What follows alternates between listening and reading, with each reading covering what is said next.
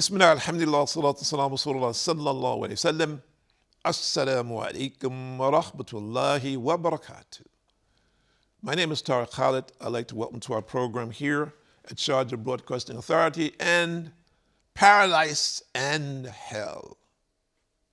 And we ask Allah subhanahu wa ta'ala to give us all the believers paradise and protect us from the smallest bit of hell and make it easy for us in this world to do those things which are acceptable to Him, that will be a means for us entering His paradise and far, far away from His hellfire. And those people who are presently misguided and following the path of the people of hellfire, may Allah guide all of them to the truth, and may they be among those who are blessed to strive and to change their lives in the way that Allah would be most pleased with them. And this is what the believers want for every soul. We want everyone to listen, to take time out now while you have time. Open your ears, your heart, your mind to this truth. Seeking the truth now while you have time, because the time is limited on this earth. And when it's concluded, we will go to the next phase of our existence. And that will be one of two, paradise or hellfire. And it starts in the grave. So it is important for those people out there who are in disbelief to take time out to study, to find out. There is an amazing amount of distractions out there. And this particular vehicle, the media, is being used abundantly to mislead people. And even some of the people in media, in major media, are saying that we're entertainers. We're not bearers of truth, we're entertainers. And we're just here to entertain for money. That's it. We take things and mix them for entertainment so people will watch us, so they will listen to the ads, and we will get advertisement and we'll make money, and that is our objective. But this also is one of the signs of the last days, that there will be many people who are open liars in the public view.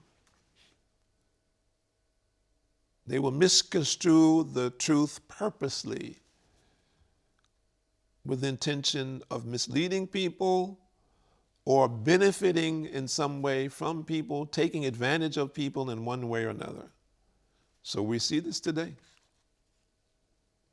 But we should be leery and be concerned and distinguish between truth and falsehood.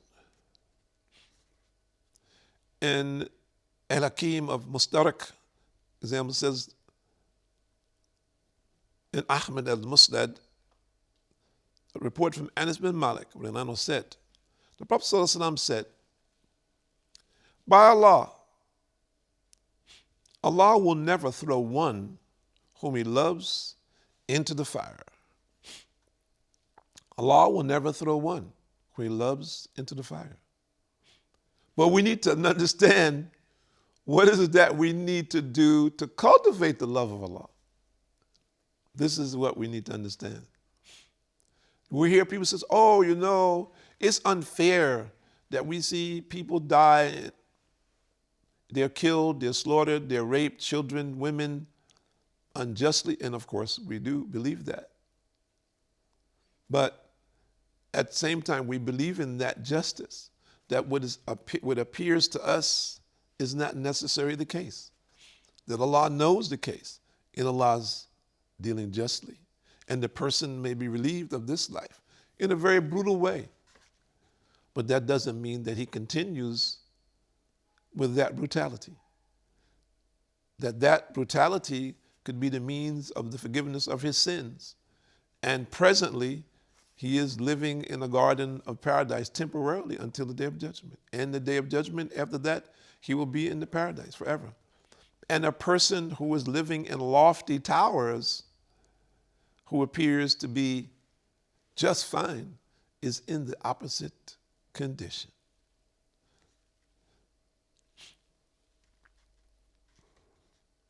And Jabir ibn Abdullah reported Prophet ﷺ said, Allah subhanahu wa ta'ala says, fasting is a shield with which one may protect himself from the fire. And Abi Alas said, the Prophet ﷺ said, Uthman bin Abi Alas, that the Prophet ﷺ said, fasting is a shield from the punishment of Allah. So we are presently in the month of Ramadan, where the greater percentage of Muslims are fasting. So this is the time to partake of the bounties of Allah. This is a time where we should focus on our efforts to do good deeds more than any other time, and to implement as much as we can in our life on a daily basis, so that this becomes a reality for us after the month of Ramadan. So this becomes like a training camp, for lack of a better description, of how to obey the commandments of Allah subhanahu wa ta'ala, to simply submit every day, every hour of the day, consciously, as much as we possibly can, within our capability, with the intention that this becomes part and partial of our life on an everyday basis. Now, some people say, oh, this sounds very strict and very rigid. Well, let's see. What does a person do to educate himself? What kind of environment does he go into to be highly educated? He goes to a university, doesn't he? What are his requirements? He has to attend classes. He has to take tests and examinations. As he ascends in the university, he will have more examinations, more tests, depending upon his course of study, some courses which are more difficult than others, until he continues on with his education, isn't it? If we look into athletics, or if we look into the corporate world, is it any different? As the person goes up the ladder, for better or worse, doesn't he have to go through a training period, a testing period, as he continues on his path? Of course he does.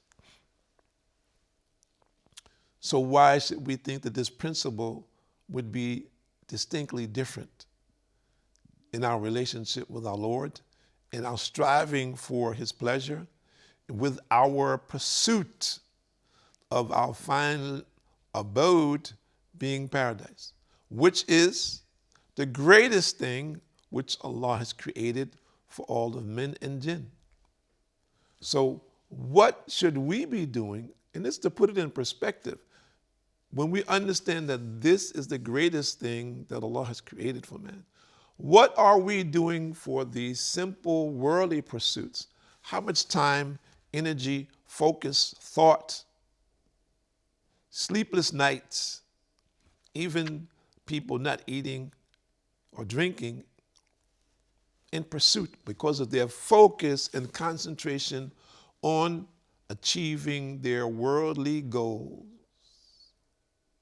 So what about an eternal goal? Why is it that people say, oh, that guy, he's crazy.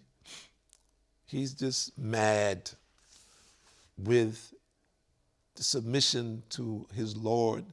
He has no concern for the things of this world.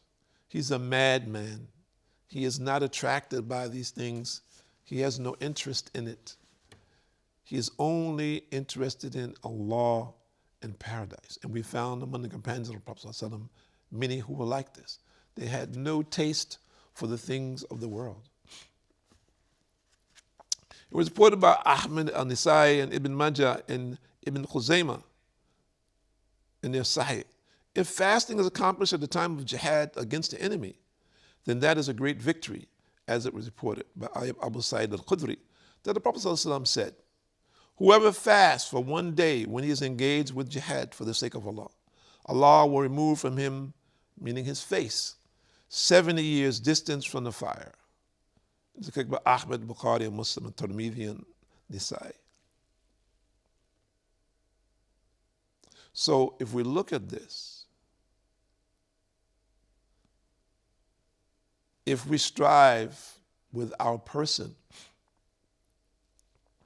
in an adverse situation for justice and righteousness, for upholding the rights of those who are oppressed, who are downtrodden, who are poor, who are hungry, who are uneducated,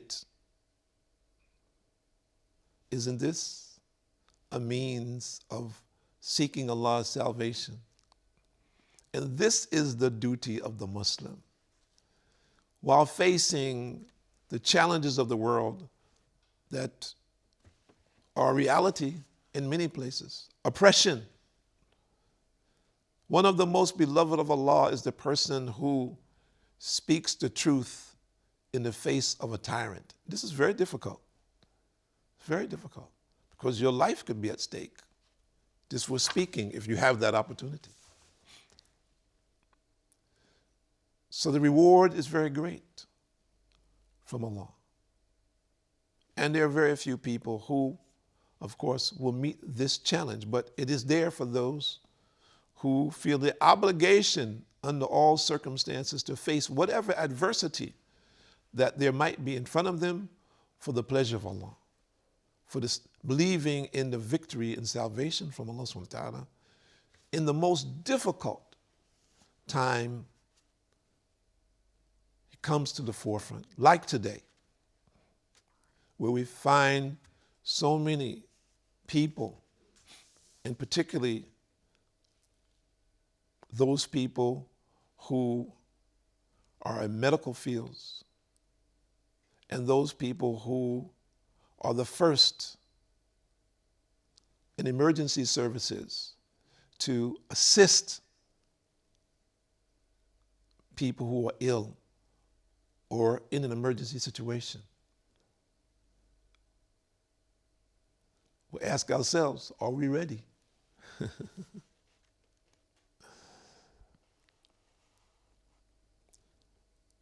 And Al-Tirmidhi and Al-Nisai reported from Abu Hurairah, the Prophet ﷺ said, no one who weeps out of the fear of Allah will enter hell until the milk goes back into the breast. Never.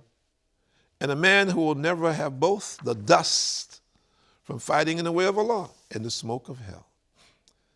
And Bukhari reports from Abu Abs that the Prophet ﷺ said, no 2 feet get dusty for the sake of Allah will ever be touched by the fire.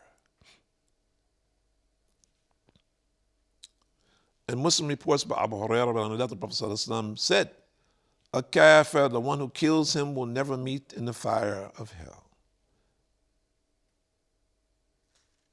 And we may also be shielded from the fire by seeking protection with Allah from it. And Allah says more or less in Surah 25, verse number 65 and 66. Bismillah ar-Rahman ar-Rahim. Those who say, our Lord, avert from us the wrath of hell, for its wrath is indeed an affliction grievous. Evil indeed is it as an abode and as a place to rest in.